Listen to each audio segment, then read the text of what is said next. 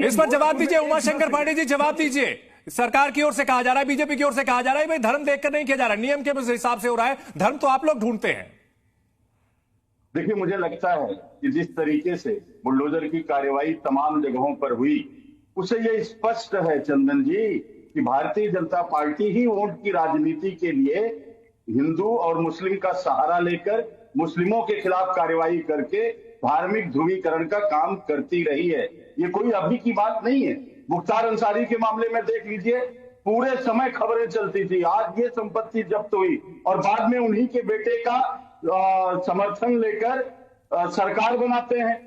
तो ये इनका असली चेहरा, इनका जो है वो सत्ता की मलाई खाना है, उसके लिए नफरत की। उमाशंकर जी, बहराइच में जो नोटिस दिया गया है उससे भाजपा उसको लेकर के सीधा कहा जा रहा है भाई प्रशासन की तरफ से हम वो नोटिस भी चाहेंगे आपको जो है दिखाते रहे बीच बीच में, उसमें साफ साफ लिखा गया है कागज है तो दिखाइए, अगर कागज नहीं है तो फिर कार्रवाई होगी। इसमें धर्म कहां से आ गया?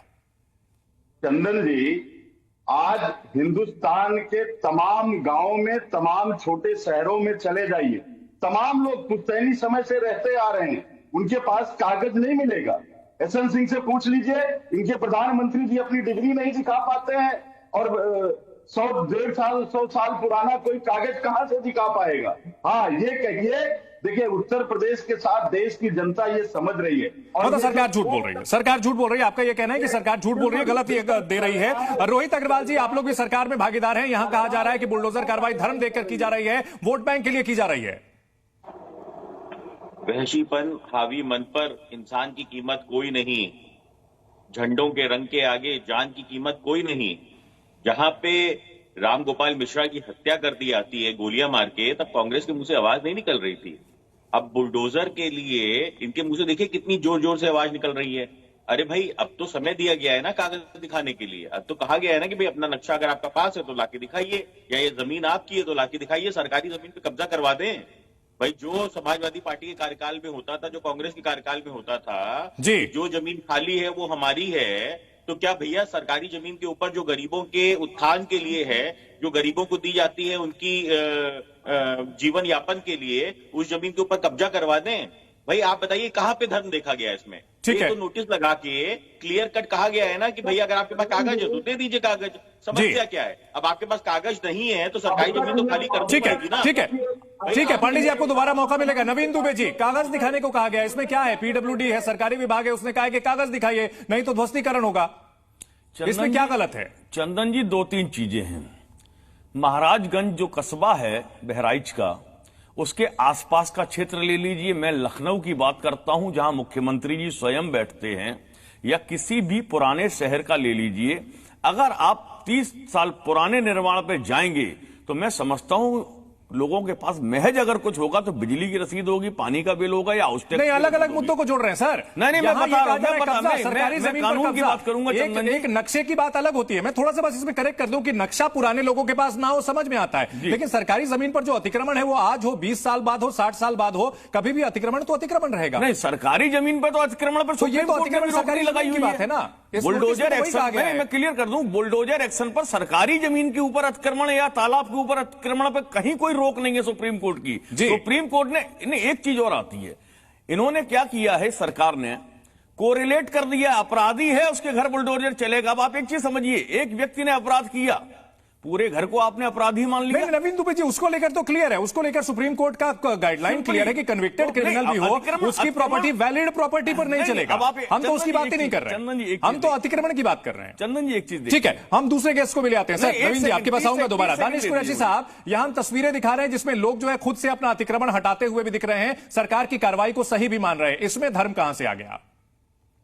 देखिए, मैं आपको एक बात बताऊं, दरअसल धर्म जो है ना वो योगी की मानसिकता में बैठ चुका है। इसलिए ये देखना, ये कहना, मैं आपसे एक बात पूछता हूं चंदन जी के हमारे जो व्यूअर्स हैं, आप सिर्फ अगर उनका व्यू मांगेंगे ना तो भी वो लोग बता देंगे कि योगी जी जो कार्रवाई कर रहे हैं, उनकी कार्रवाई करने की जो पद्धति है, वो लोग ये स्वीकार कर लेंगे कि योगी जी सरकार स्वरूप में नाकाम है, और नाकाम होने के बावजूद वही देखिए। ठीक है, ये आपका ओपिनियन हो गया सर। इस वाली खबर पर आ जाइए ना।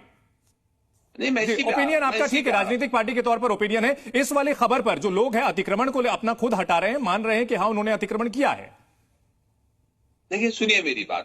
मैं आपको एक बात पूछना चाहता हूँ, कोई आदमी जो गरीब है, जो मजबूर है, जो अपने व्यवसाय से जुड़ा हुआ है, कोई आदमी जानबूझकर अतिक्रमण करता है? अतिक्रमण कौन करता है मैं आपको बताऊं। सरकार में जो लोग बैठे हुए 16 लाख करोड़ रुपए जो मोदी जी ने अपने दोस्तों को बांट दिए, वो अतिक्रमण है।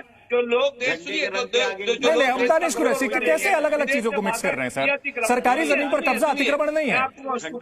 अमितोष जी जवाब दीजिए, अमितोष जी जवाब दीजिए। सरकारी जमीन पर कब्जा अतिक्रमण नहीं है। 20 फुट जो है कब्जा किया हुआ था। दावा ये कर रहे थे कि हमारे यहां भाई चढ़ गए, हमारे यहां हम हमारे घर के सामने कर रहे थे, लेकिन आपका घर तो 20 फीट पीछे था।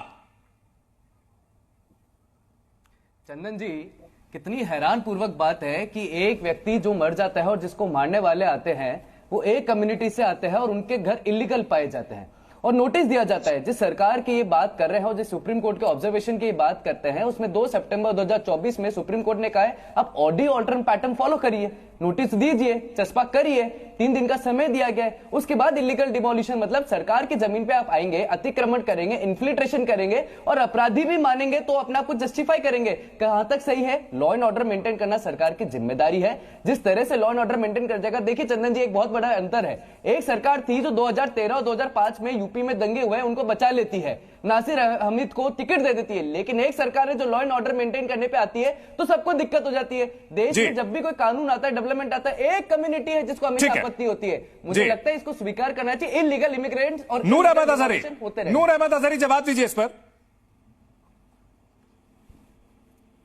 किसी का घर तोड़ना, किसी को घर से निकालना, कोई अगर अपराधी है और अपराध करने के बाद ये बात कर देना। एक मिनट अमितोष जी पूरी बात सुन लेते हैं पहले। हाँ, बोलिए सर। जब कोई किसी ने कोई अपराध किया है और उसको अपराधी मान कर उसका घर